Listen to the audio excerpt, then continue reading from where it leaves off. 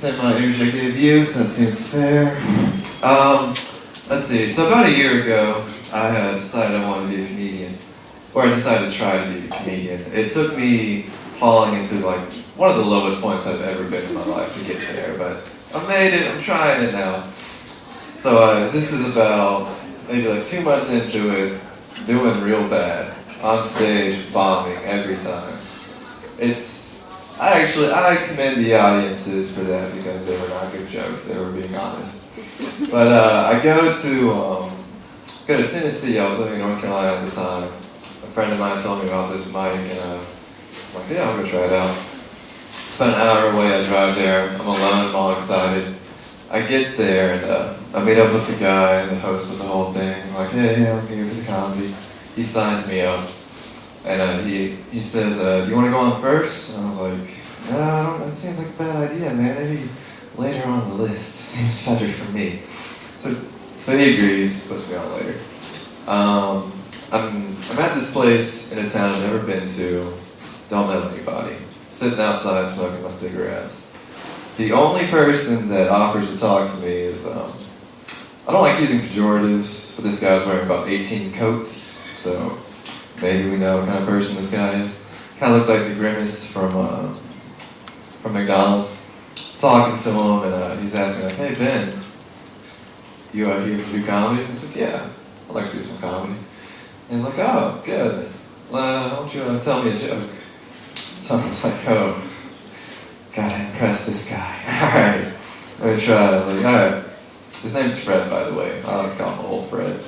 Like, hey Fred, I was seeing this white Catholic lady, and I'm a Filipino, I don't really know what's going on, so there were some problems in the relationship, you know. Mostly in the bedroom, she'd only have sex with me missionary style. And really, the worst thing was for us that was her on top, dominating me and my culture. So, not really into it. Fred agreed with you, he was like, that's kind of thinker, Ben. I was like, oh, tough crowd. So my brain starts reeling, I don't really know how to make this guy laugh. And I reach for this next joke, which isn't even my joke, but it's my friend's joke. I try it anyway. I'm like, hey Fred, I actually have a lot of homeless guy material, but none of it works. He did not like that. I was like, oh man, you don't got your story straight, man. A lot of this work. Like, oh man, I'm bombing with this guy. So then my mind's still reeling, and like I'm all nervous because I'm going on stage soon, and as I'm talking to this guy, all these really pretty Tennessee girls start just coming out. And I feel kind of down, because I'm like, wow, I don't really know anybody. I've been talking to this guy for like 20 minutes now. I feel like people have to be judging me a little bit. I can't interact with normal society. But I'm still trying to make this guy laugh, you know. And so I'm thinking, I'm just trying to get any joke I can think of. And there's this, I'm not going to tell you this joke because it's a little off color. I don't particularly enjoy it, but there's this dingy bar I would go to. It's just an old joke that was floating around this bar. It's a racial joke, I'm not a fan of it. I tell the joke to him, and he just reels with laughter. He's like, yeah, that's where you gotta go, man. I'm like, ooh, I don't know if me and you can be friends, Fred. That's not the kind of comedy you're into.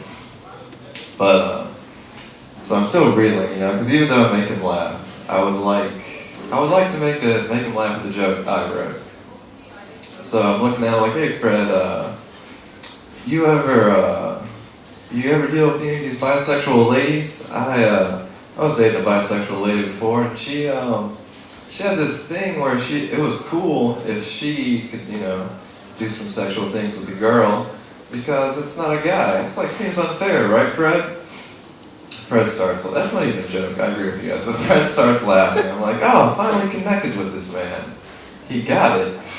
And the whole time, I'm telling these jokes, I told this one joke, I was like, hey Fred, I was working at the suicide helpline, and they fired me. I thought it was because of my voice, it's a little downtrodden, but they told me it was because I talked too much about eugenics in the kitchenette. I was like, ooh, dude, that is way too cynical. All your jokes are so cynical. I think what you need to do is add a little bit of poignancy, a little bit of modernity, and a little bit of your cynicism, and then maybe you can do that. Maybe you can be a comedian. So I'm done talking to him, and after talking to him, I'm just reeling because I can't make this guy laugh. I go into the open mic, and what I didn't know was as the list went down, professional comedians started going on stage. So they had me slotted directly after a professional comedian. Like, why would you agree to put me there? So I talked to the guy, like, look man, I can't do this. Go home, just reeling with sadness, start bawling, because I couldn't do what I wanted to do. I spent my whole night talking to Fred. But then I thought about it, and in that low place after talking to him, I don't know, my heart started opening up for some reason because Fred, I was honest with Fred, and he was honest with me. And he actually gave me some of the best advice I've ever gotten with comedy, was the poignancy, the moderninity, and just a teeny bit of cynicism. So, surprise, Fred gave me a little bit of knowledge. Thank you guys.